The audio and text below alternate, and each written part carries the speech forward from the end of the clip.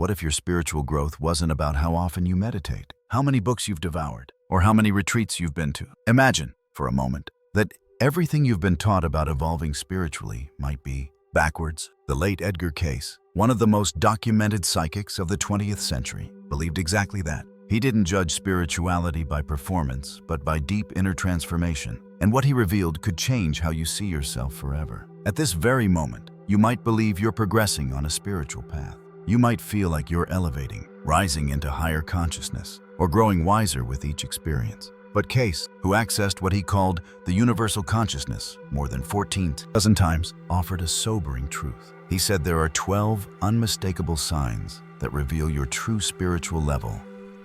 Not the one you claim to have reached, nor the one you aspire to, but the one your soul has genuinely integrated. And here's the unsettling twist. Many who think they're awake are still deep asleep. Many who see themselves as spiritually advanced have yet to begin the authentic journey. Cayce gave us a mirror wand that reflects not our curated self-image, but our soul's actual state. And today, we're going to look into that mirror together. But before diving into those 12 soul-level indicators, we have to confront the greatest roadblock to self-honesty: spiritual ego, that insidious inner voice that whispers, "You're different. You see through the illusion. You're not like the others." That's not enlightenment speaking. That's ego in disguise, wearing robes and quoting Rumi. The more spiritually informed we become, the more intelligent our ego gets at hiding in our beliefs. Cayce often encountered people who came to him certain they were highly evolved. Yet again and again, he would reveal to them that their supposed awakening was simply their ego dressed in new clothes. Their enlightenment wasn't transformation, it was performance. Their higher self was often just intellectual understanding without embodied wisdom. So let me ask you a few questions. When you meditate, are you genuinely shifting your inner state, or are you adding another item to your spiritual arsenal? When you talk about love and unity, does that include the cashier who messed up your order? Or is your oneness selective reserved for yoga studios and quiet forest retreats? This is why Cayce's 12 signs are so powerful. They don't measure what you know, they measure who you've become. They don't assess your spiritual vocabulary, they assess your soul's vibration. And they draw a hard line between performing spirituality and living it. If you're feeling uncomfortable right now, that's not a bad signal, it's actually a good one. It means a deeper part of you recognizes truth in these words. And that recognition is the first sign that you're ready to get honest, raw, and real about where you stand. Not to shame yourself, not to inflate yourself, but to understand yourself clearly. So here's the question that matters most. Are you truly ready to know where your soul is right now? Because what flow we're about to explore could change the direction of your inner evolution.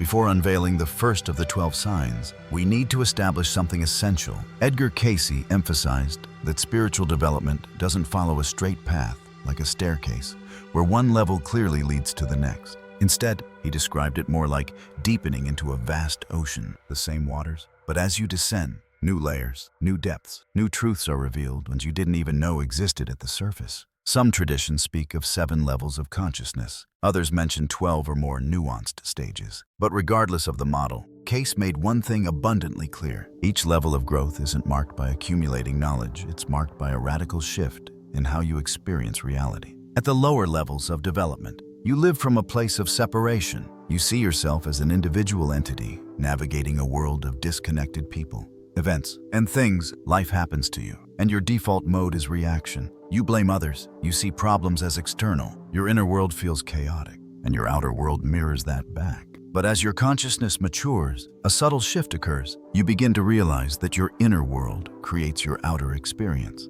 You start recognizing synchronicities. You notice patterns. You see how your beliefs shape your circumstances. You no longer react blindly.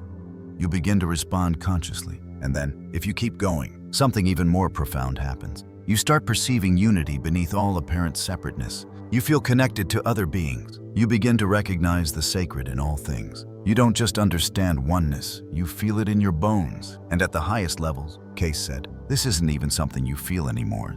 It's simply who you are. The illusion of a separate self dissolves. What's left is consciousness expressing itself through the form you call you. Here's the catch. You can't skip steps. No matter how many books you read about unity consciousness, no matter how eloquently you talk about non-duality or quote spiritual teachers. If you haven't integrated the lessons of the earlier stages, you're building a spiritual identity on a shaky, illusory foundation. Think of it like this: someone who memorizes the view from a mountaintop, but has never actually climbed the mountain, doesn't really understand the journey. They know about it, but they haven't become it. Cayce insisted, true spiritual level is not what you believe, but what you embody. Now that we've laid that groundwork, we're ready to dive into the first of Cayce's 12 signs. 12 signs, the true markers of spiritual maturity. And the first one might be the most telling of all. How do you relate to suffering? When life inevitably brings you pain, whether it's loss, betrayal, illness, failure, how do you respond? Cayce identified this as the clearest indicator of your spiritual level. At the most basic level, suffering is viewed as punishment, as something that shouldn't be happening. You ask, why me? You feel victimized. You resist the experience with all your might. Pain becomes the enemy. As you grow, you start to shift. You begin to see suffering as a teacher. You try to find meaning. You look for lessons. You say, everything happens for a reason. But deep down, you're still resisting. You're just dressing your resistance in spiritual language. But the highest levels of spiritual maturity, they meet suffering not with resistance, but with presence, not with resignation, but with acceptance, not because they're passive, but because they've grasped a powerful truth. Suffering doesn't come from pain. It comes from resisting what is. Think of the last time your heart was broken or your plans collapsed. Did you embrace the pain with openness? Or did you mentally escape it, deny it, or try to spiritually reframe it too quickly? Your answer to that question reveals more about your soul's evolution than any spiritual belief ever could. Let's continue unpacking this in the next part. Let's continue where we left off, your relationship with suffering. Cayce emphasized this point repeatedly because it's where most people reveal their true spiritual maturity. Why? Because it's easy to be serene when everything's going your way. It's easy to talk about light and love when you're well-fed, financially stable, and emotionally supported. But what about when you're blindsided? When grief punches you in the chest, when everything falls apart? Cayce taught that the real test isn't how you act when life is smooth, but how you respond when it's excruciating. He described 3 levels of response to suffering: resistance and victimhood. This is the lowest level. At this stage, suffering is seen as a curse, as unfair, as evidence that life or God is against you. You cling to the narrative that you're a victim of circumstances. Your focus is on what's been taken from you, not on what could emerge from the experience. Searching for meaning. This is the middle level. You've begun to awaken. You understand that suffering can teach you something. You look for the lesson. You try to grow, but you're still subtly resisting. You may spiritualize the pain or intellectualize it too quickly, using phrases like, it's all part of the plan, to bypass actually feeling the heartbreak.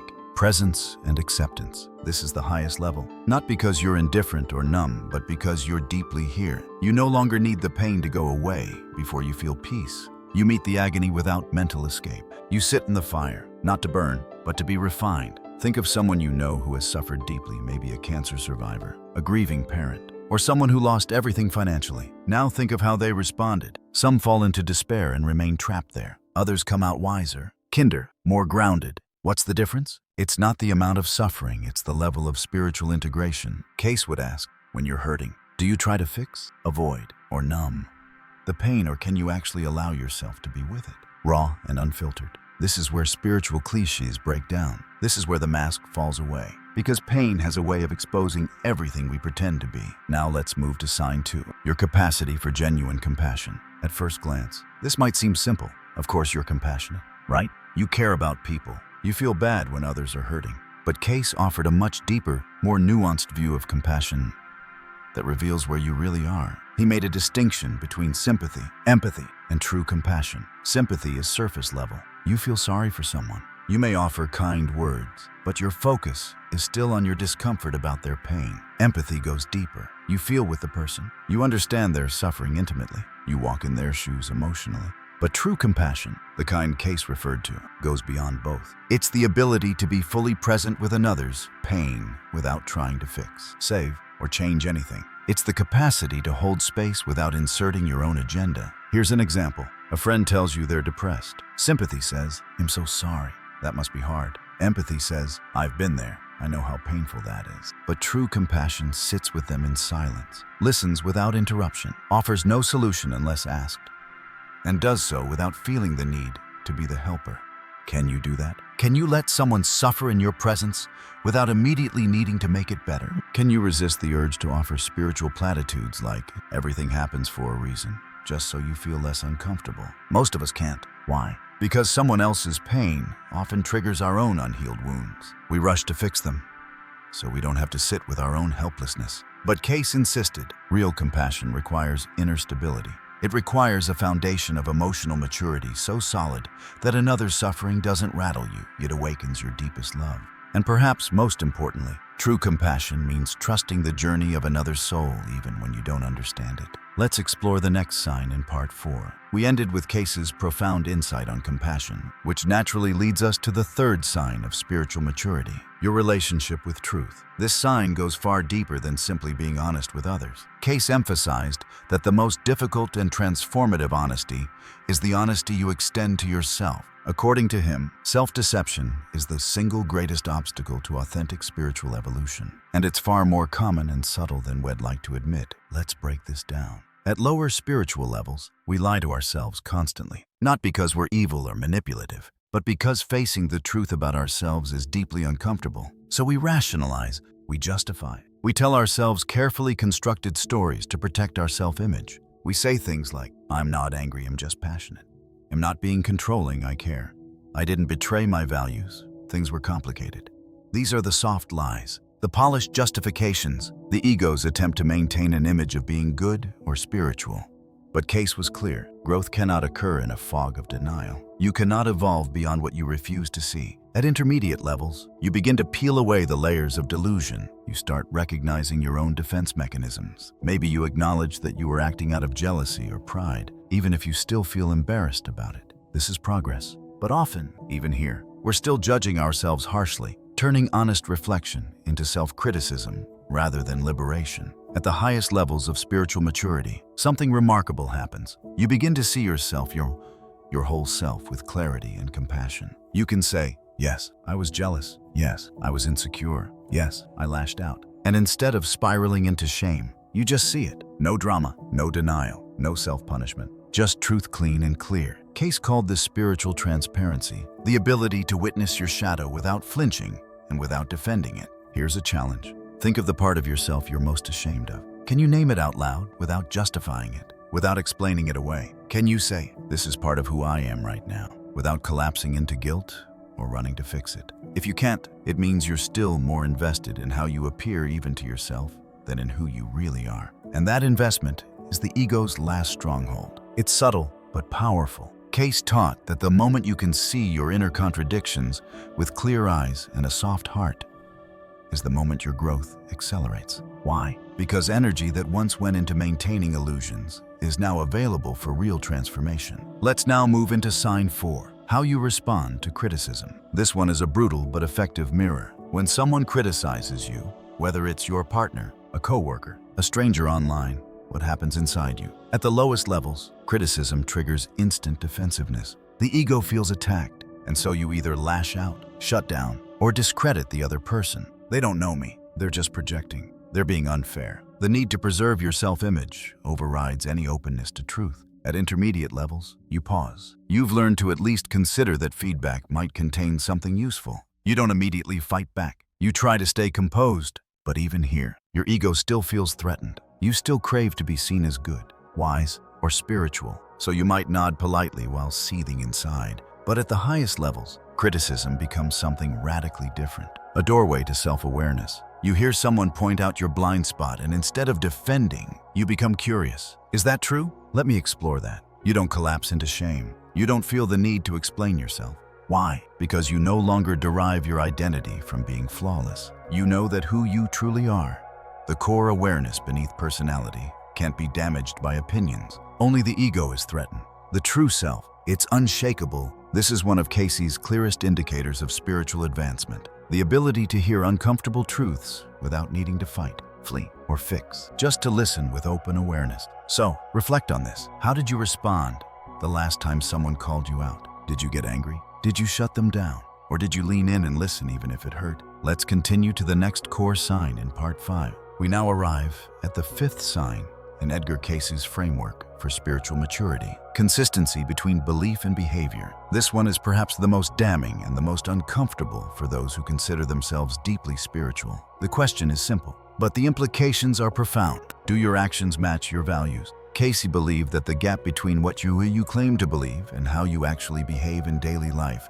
is one of the clearest indicators of your spiritual level. Let's examine this honestly. At the surface level, many spiritual seekers talk about unity, love, compassion, and presence. They recite affirmations, quote spiritual teachers, and attend workshops. But how do they treat the barista when their coffee order is wrong? How do they respond when someone cuts them off in traffic? How do they behave toward their partner during a disagreement? It's in these seemingly small, everyday moments that the real spiritual level is revealed. At lower levels, belief and behavior are worlds apart. You say you believe in oneness, but you gossip about coworkers. You claim to value peace, but you erupt in anger when your plans are disrupted. You speak of unconditional love, but your love disappears the moment someone challenges your ego. At intermediate levels, you've become aware of the gap, and you're actively trying to close it. You catch yourself slipping. You feel guilt or shame when you behave in ways that contradict your values. This awareness is important, but you're still performing in many ways. Your behavior changes when others are watching,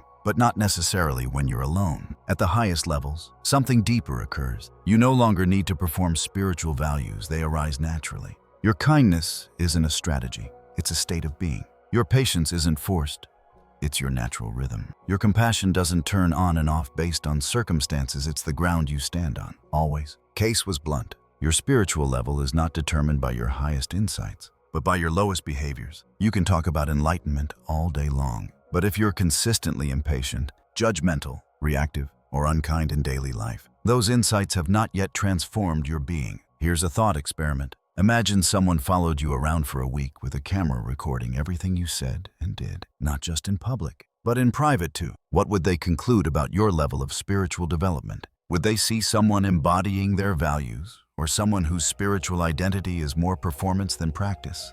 This isn't about perfection. Everyone has moments of reactivity. Everyone falls short sometime. The point isn't to eliminate all flaws, it's to close the gap between your ideals and your actions. Not by pretending to be someone else, but by becoming more fully yourself or more integrated, more conscious, more aligned. Let's now explore sign 6, your relationship with the present moment. Presence, it's the cornerstone of almost every spiritual tradition. And Cayce agreed. He taught that your ability to stay rooted in the here and now is a direct reflection of how far you've come. At lower spiritual levels, presence is almost non-existent. You're caught in thought loops, replaying the past, worrying about the future, obsessing over what ifs and what should have beens. Life passes you by while your attention lives somewhere else. At intermediate levels, you begin to practice mindfulness. You catch yourself drifting. You bring your attention back to the breath, to your body, to the moment. But it's hard. It feels like a struggle. You're trying to be present, but the mind keeps pulling you back into its narratives. At the highest levels, presence stops being an effort. It becomes your natural state.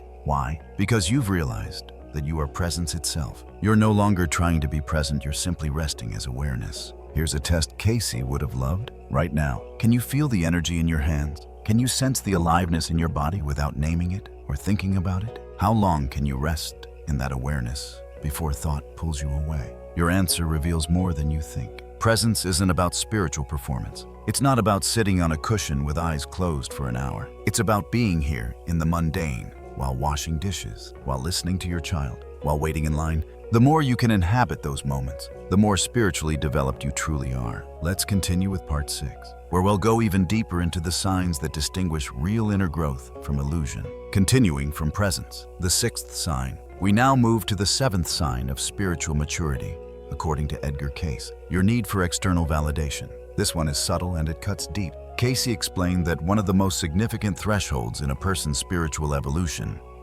is the shift from needing approval, recognition, and praise to becoming entirely self-sourced in your worth. Most people operate from a desperate hunger for validation. They want to be liked, acknowledged, praised. Even their spirituality is often a performance designed to win admiration. At the lowest levels, your identity is completely defined by others' reactions. You feel like a good person only if someone tells you so. You feel intelligent only if others affirm it. If no one is noticing you, you start to question your value. You live on the emotional roller coaster of external approval and rejection. At intermediate levels, you've started to develop an internal sense of worth. But you're still secretly affected by what others think. You pretend you don't care, but a compliment can lift you, and a criticism can destroy you. You might post something meaningful online and obsess over the likes or comments. You may even make not caring part of your identity, but underneath, you still ache for validation. At the highest levels, something extraordinary shifts. You don't just convince yourself that you don't need praise, you genuinely no longer seek it. Not because you've numbed yourself to the world, but because you've tapped into something infinitely more profound, your essential being. You've discovered that your worth doesn't come from being seen, but from being, and because of that, external praise or criticism holds no sway over your inner peace. It doesn't inflate or deflate you, it simply is. Here's a powerful self-test Cayce might offer. Can you create something beautiful, paint, write, give, serve, and let no one know about it, and still feel completely fulfilled? Can you do good anonymously and not feel cheated by the lack of recognition? Can you share something vulnerable and not crumble when it's ignored or misunderstood? These questions aren't designed to shame their mirrors, and they show us exactly where the ego is still running the show. Now we move into sign 8, your relationship with material reality. This sign often confuses spiritual seekers. Many believe that to be truly spiritual, you must renounce all material things, money, possessions, comfort. But Cayce didn't teach rejection of the physical. He taught integration. At lower levels, you are either attached to material things or in complete resistance to them. You chase wealth and luxury, believing it defines your value. Or, on the flip side, you judge money as evil and the physical world as lesser. Either way, the material realm has power over you. You're reacting to it, whether through attachment or aversion. At intermediate levels, you try to practice non-attachment. You may give things away. You might choose simplicity, but underneath, there's still judgment, still a split between spiritual and material. You're still subtly caught in the illusion that your spiritual worth is measured by how much you don't have. But at the highest level, that division dissolves. You realize that spirit expresses through matter. Money is just energy. A car, a home, a meal, these are not inherently sacred or sinful. They're neutral forms of consciousness. Cayce put it simply, the spiritual and the material are one. There is no separation except in the mind of man. When you reach this level, you can enjoy material things deeply, but without clinging. You can let them go without suffering. You use resources in service of your soul's purpose, not in service of your ego's desires. Here's Cayce's challenge. Could you lose everything tomorrow, your job, your savings, your belongings, and still feel whole? Could you gain enormous wealth without letting it change your sense of self? If the answer to either question is no, then the material still has hooks in your identity. Freedom is not in having or not having, it's in not being defined either way. We'll dive into the next transformative sign in part 7. We now reach the 9th sign of spiritual maturity in Edgar Cayce's framework, your capacity to forgive. This is the sign that often exposes how spiritually advanced someone truly is, not in theory, but in lived experience. Cayce believed that forgiveness is one of the most challenging yet revealing spiritual practices. Why? Because forgiveness doesn't live in the intellect, it lives in the heart, in the body, in the way we relate to memory, pain, and our perceived enemies. Let's break it down. At the lowest levels, forgiveness is conditional. You might say you've forgiven someone, but only if they apologize, or if they change, or if enough time has passed. You may still carry resentment, replaying the story of how they wronged you. There's still a sense of moral superiority, a lingering bitterness, a deep attachment to the identity of being the one who was hurt. Cayce taught that this version of forgiveness is not forgiveness at all. It's merely withholding punishment while keeping the pain alive as a weapon. At the intermediate level, you begin to understand that forgiveness is not for them, but for you. You recognize that holding a grudge is like drinking poison and expecting the other person to suffer. You work on letting go. You meditate. You journal. You try to release, but it's still effortful. The old wounds still pulse when triggered. You haven't completely released the energetic bond to the past. At the highest level, forgiveness is instantaneous and unconditional. Not because you suppress your pain or spiritualize your trauma, but because you've developed a deep, compassionate understanding. Everyone is acting from their level of consciousness. The person who hurt you was acting out of pain, ignorance, or fear. You see that clearly, and in seeing, you release. This level of forgiveness does not mean you condone or forget. It means you're no longer energetically entangled in needing them to suffer, to be sorry, or even to acknowledge their mistake. You are free, and freedom is the essence of spiritual growth. Cayce often said that if you're still holding on to resentment,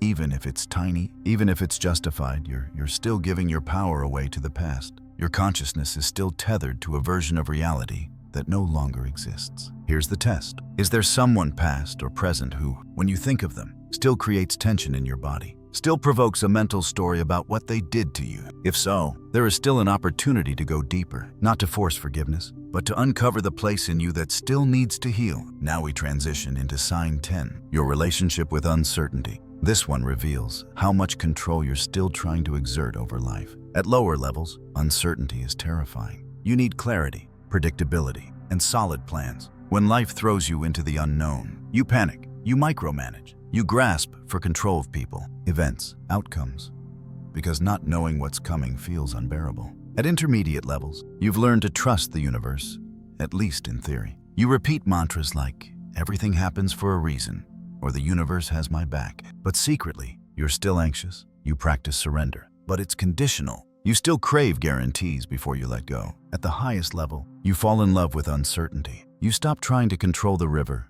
and instead learn to float. Why? Because you've discovered that the unknown is where all potential lives. That control is an illusion. That true safety doesn't come from plans, it comes from inner resilience. Cayce called this level radical faith, not blind optimism, not naive positivity, but a deep-rooted trust in your own capacity to meet whatever arises. You no longer need life to unfold your way because you've stopped identifying with outcomes. You've begun to trust life itself. Can you step into the unknown, make a move, a decision, take a risk without needing to know how it ends? Can you live your life not as a carefully scripted performance, but as an unfolding mystery? Most can't, because most are still trying to create a life where nothing unexpected happens.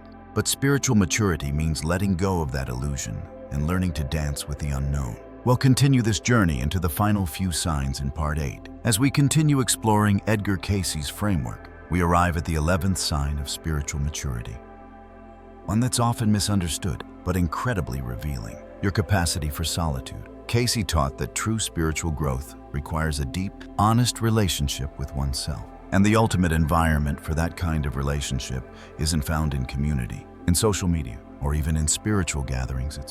It's found in solitude. But let's be clear, solitude isn't just being physically alone. It's being alone without distraction, without your phone, music, Netflix, books, or even spiritual tools. Just you and you and your thoughts, you and your emotions, you and your unfiltered consciousness. At the lowest spiritual levels, solitude is unbearable. You avoid it at all costs. The silence is too loud. The stillness is too revealing. You stay busy, surround yourself with people, or scroll endlessly, not because you're entertained, but because you're avoiding yourself. When left alone, what rises is discomfort, anxiety, loneliness, self-judgment. And instead of facing those feelings, you run. You reach for stimulation, anything to avoid the confrontation with your inner world. At the intermediate level, you begin to seek out solitude, but there's still an agenda. You meditate to calm yourself. You take solo retreats to feel spiritual. You enjoy alone time, but often with a purpose: to heal, to recharge, to gain insight. It's still doing, masked as being. But at the highest level, solitude is no longer a strategy, it becomes a homecoming. You don't seek silence to achieve peace. You discover that silence itself is peace. You're not using solitude to connect with something greater. You realize that what you are, in your core, is that something greater. In this space, the illusion of separation dissolves. You're no longer alone. You are deeply connected to the source of existence within yourself. Cayce taught that the spiritual masters who lived in isolation weren't withdrawing from humanity. They were immersing in unity, because in deep solitude, you don't find isolation.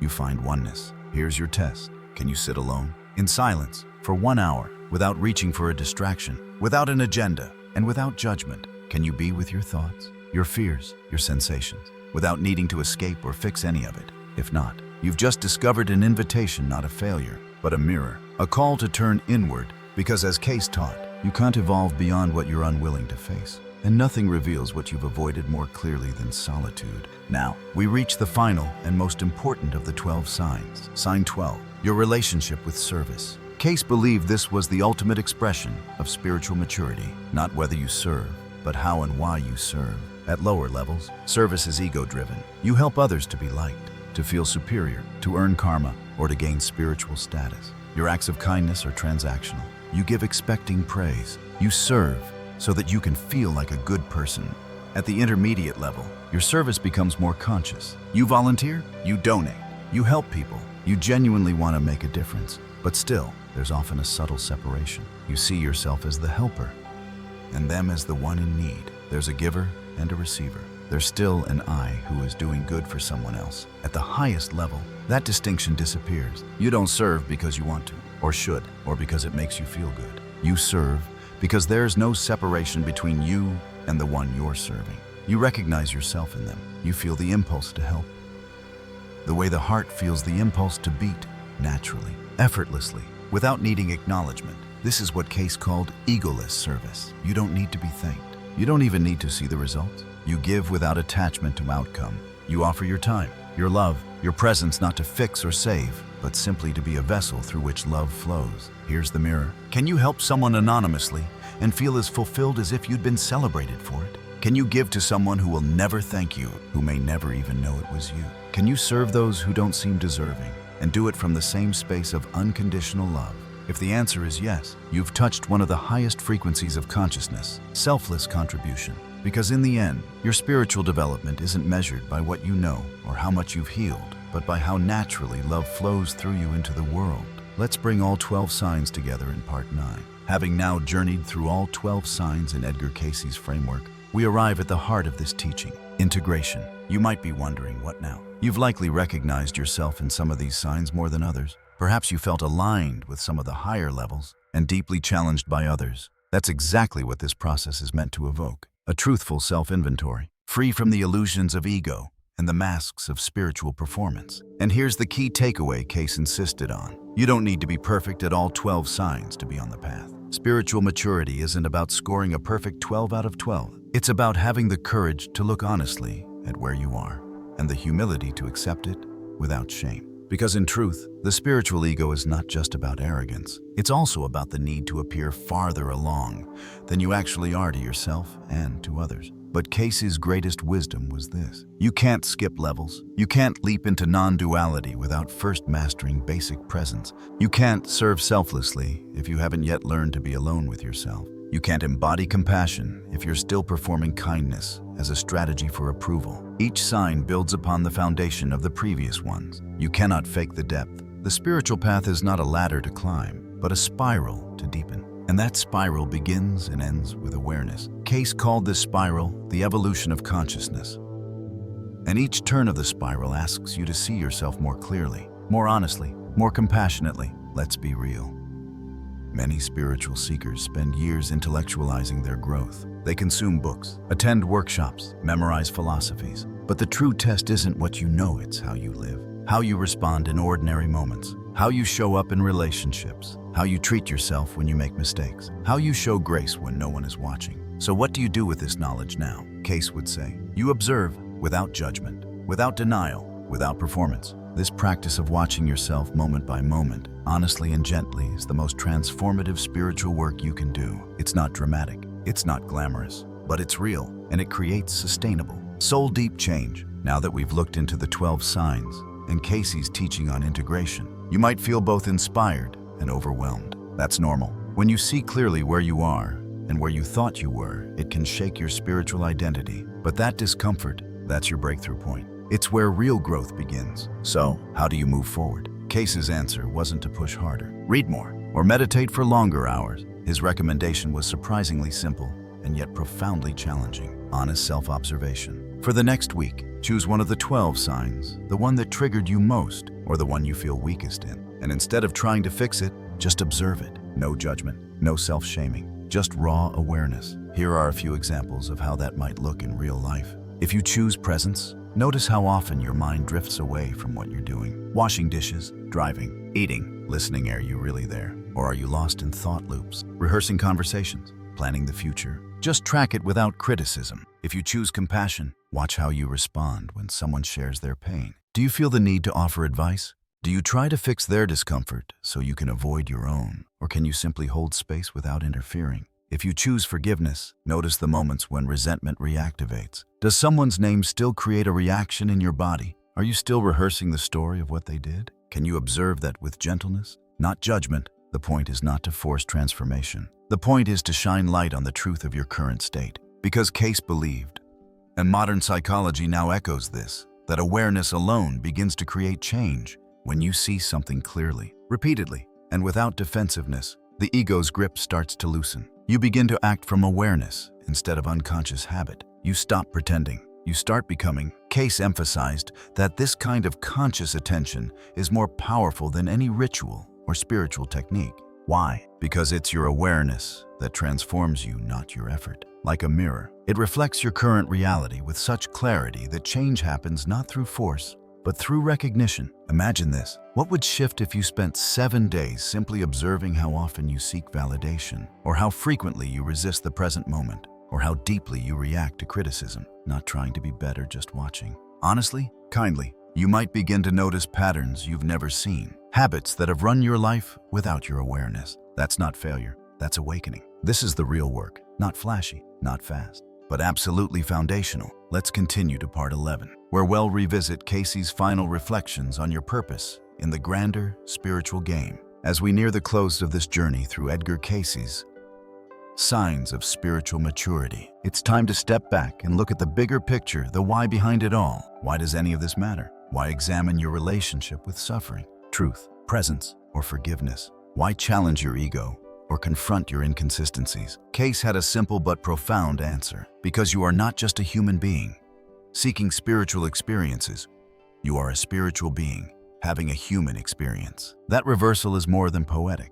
It's the foundation of Cayce's philosophy. You are not here on accident. Your soul chose this incarnation, this body, this timeline, these challenges for one reason: evolution. Not in a linear sense, but in a spiraling return to your essential self, the self beneath personality, the self that remembers oneness. Every moment of discomfort, every painful relationship, every ego collapse, every failure, it all belongs. Cayce often said, there are no mistakes, only lessons. That doesn't mean you should bypass your pain or pretend everything is divine while ignoring injustice. It means that you trust there is intelligence in the process. And that process, it's not just personal, it's universal. Your evolution isn't just about your peace. It's about how much more compassion, clarity, love, and awareness can move through you into the world. You are not just on a path, you are the path. And how you walk it affects everyone you touch. This is what Cayce called soul responsibility. It means you no longer wait for someone else to fix the world. You no longer blame your circumstances. You own your energy. You accept that your thoughts, your actions, your presence, they ripple into the collective. That's maturity. And that's the secret behind the 12 signs. They're not spiritual scorecards. They're mirrors. They don't ask you to compare yourself to anyone else. They ask you to get real with yourself, not as punishment, not as judgment, but as the foundation of freedom. So if you're here, reading these words, something in you is ready to trade comfort for truth, ready to shed spiritual performance and step into genuine transformation. Cayce didn't just want you to admire enlightenment. He wanted you to embody it, not perfectly, not tomorrow, but gradually, courageously, and honestly. Now, let's close this journey in part 12 with a final reflection and the one invitation Cayce would want you to hear above all else. So here we are.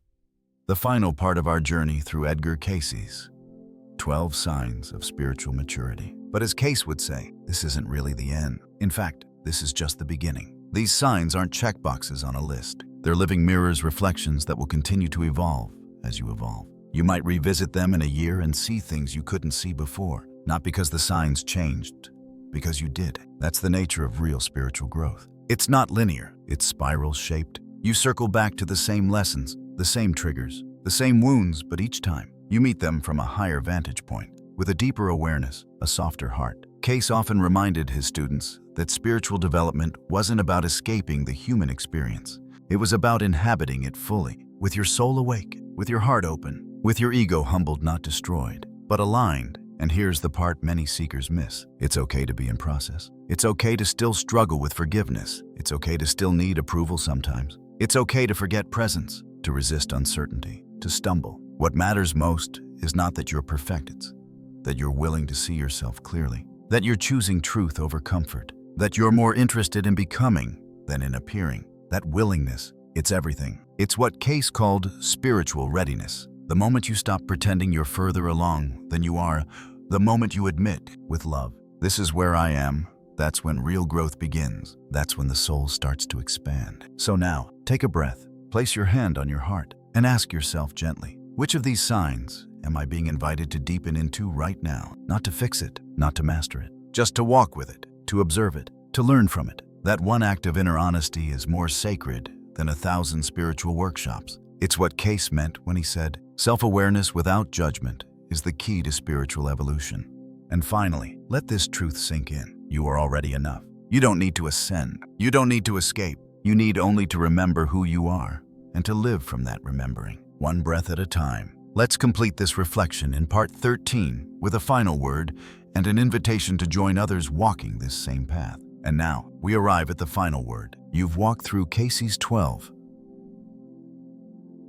signs. You've reflected deeply, perhaps been challenged, perhaps inspired, but most of all, you've shown courage. Because it takes courage to look into the mirror of truth, to drop the masks, to set aside the performance, to ask, where am I really? And so here's the final reminder. The one Cayce would whisper if he could speak directly to your soul. You are not behind. You are not broken. You are not lost. You are exactly where you need to be for your next step to unfold. Every insight, every resistance, every truth you've touched during this journey, it's not just information, it's activation, a spark within your consciousness, an invitation to live more awake, more honest, more free. So what now? Choose one sign to work with this week. Observe it with presence. Let it show you something real. Don't push, don't fix. Just stay curious. And from that curiosity, transformation will come not all at once, but slowly, sustainably, soulfully, and most importantly, you don't have to walk this path alone. We're building a space here for those who value truth over comfort, depth over appearance,